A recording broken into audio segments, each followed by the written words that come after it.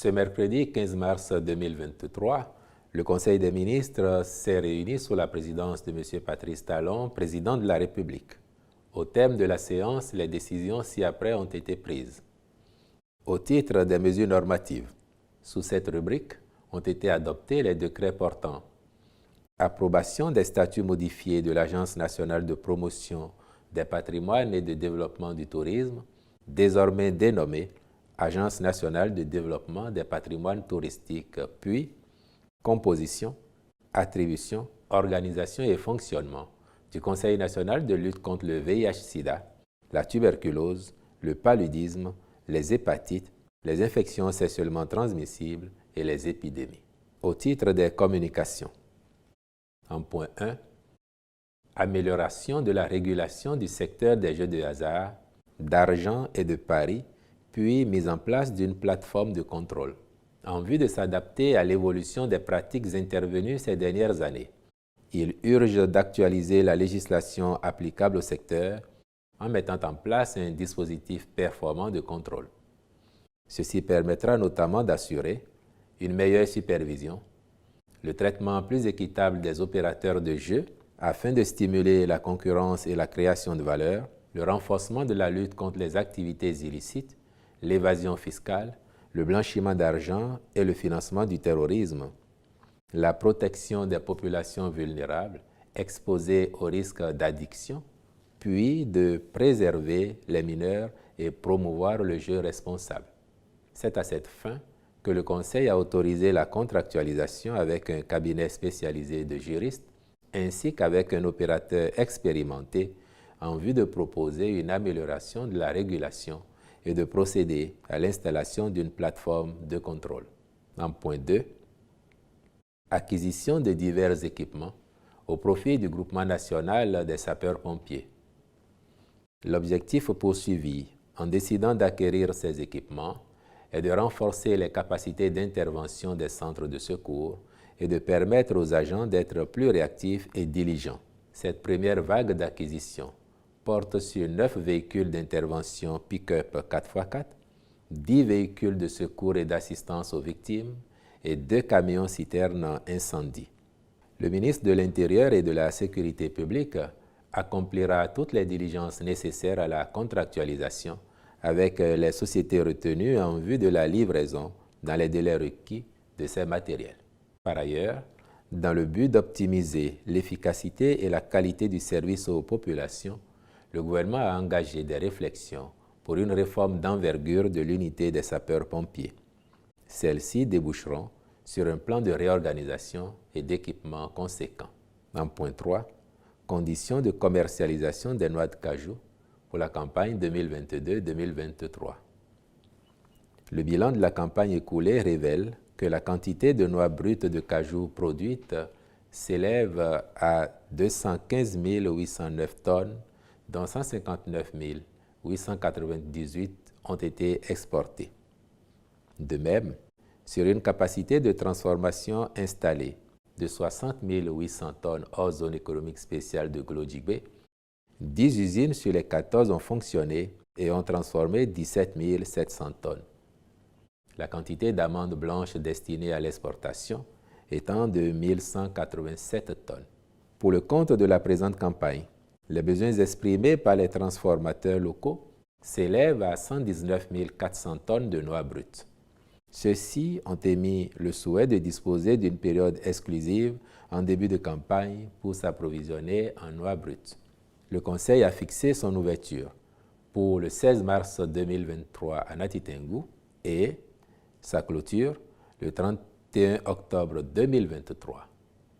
Il saisit l'occasion pour inviter les différents acteurs à s'organiser en vue de garantir sa réussite au mieux des intérêts de tous. De même, et sauf autorisation expresse, l'exportation des noix de cajou par voie terrestre est interdite.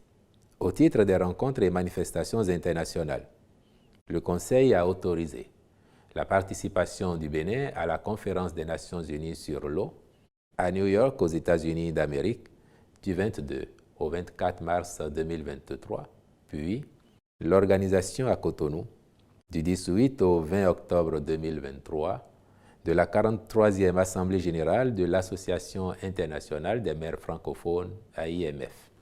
Enfin, au titre des mesures individuelles, les nominations suivantes ont été prononcées.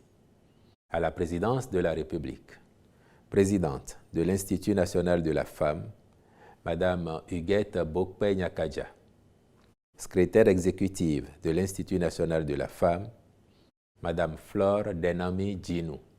Au ministère de la Santé, secrétaire exécutive du Conseil national de lutte contre le VIH-Sida, la tuberculose, le paludisme, les hépatites, les infections sexuellement transmissibles et les épidémies, Madame Akpeje Anita Carole Wadayi, je vous remercie.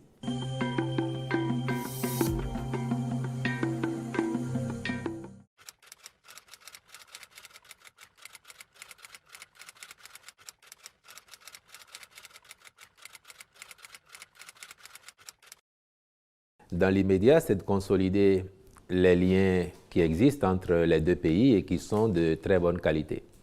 Vous avez pu noter vous-même l'ambiance des travaux, des rencontres entre les deux chefs d'État, mais aussi entre les délégations des deux pays. Après, de façon concrète, les retombées s'apprécieront sur la durée. En ce qui concerne les retombées économiques, notamment pour nos deux pays, sachant qu'aujourd'hui, le Bénin est le couloir d'écoulement qui sera très bientôt mis en œuvre en ce qui concerne les hydrocarbures, particulièrement le pétrole nigérien, du désert jusqu'à la côte ici chez nous. Ce faisant, notre pays également y trouve son compte puisque des redevances vont être payées à l'État béninois pour le pipeline qui servira à l'écoulement de ces produits. Les retombées, c'est aussi que notre pays est aujourd'hui le port naturel du Niger et que de nombreux opérateurs économiques nigériens, de nombreux transporteurs se servent un peu de Cotonou comme d'un hub pour projeter leurs activités aussi bien dans leur pays que dans la sous-région. Si nous faisons en sorte que les rapports entre ceux-ci et l'administration béninoise s'optimisent pour créer davantage de qualité, il va sans dire que notre pays sera également gagnant. Et les travaux que nous avons engagés déjà au port autonome de Cotonou pour en améliorer les prestations à terme, en ayant par exemple un meilleur tirant d'eau pour favoriser à terme la venue de bateaux de plus grande envergure chez nous, tout ça est de nature à favoriser à terme un meilleur développement des activités économiques entre le Bénin et le Niger. Et donc, conséquemment, c'est de la plus-value pour notre économie. Et puis, au plan des rapports humains ou au plan sécuritaire, tout simplement, les deux pays ont un accord de coopération militaire dont la mise en œuvre sur le terrain produit de plus en plus de résultats. Et les deux chefs d'État s'en sont félicités. Il va également sans dire là que les deux pays travailleront à renforcer cet accord pour que, durablement, la sécurité soit de mise à nos frontières, mais aussi que nos populations puissent vivre en pleine harmonie.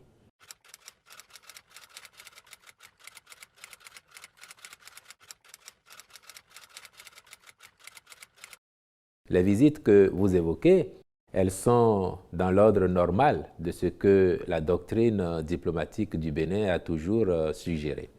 Seulement qu'avec le président Talon, l'exigence de mettre aux normes nos pratiques, l'exigence aussi de faire en sorte que quand nous recevons nos hôtes, ce soit dans les meilleures conditions possibles de respectabilité de notre pays. Et c'est pour ça que sous le premier quinquennat, en dépit des demandes parfois qui ont été adressées à notre pays, le gouvernement ne s'était pas beaucoup dépêché d'autoriser ou de recevoir des visites comme cela était attendu. Parce que pour le président de la République, il fallait remettre au goût du jour notre pays, assainir là où il faut, créer le cadre pour que les visites restent des visites de qualité. Et sur les sujets qui intéressent le monde, qui intéressent le continent, c'est précisément parce que nous avons travaillé à crédibiliser davantage la voix du Bénin, que l'attitude du président de la République dans les différentes rencontres à l'international où il s'est présenté, mais que aussi la politique cohérente et responsable qu'il mène sur le front intérieur lui ont valu davantage d'admiration et de crédibilité aux yeux de ses pairs. Et parfois, je peux vous dire que sa parole est quêtée.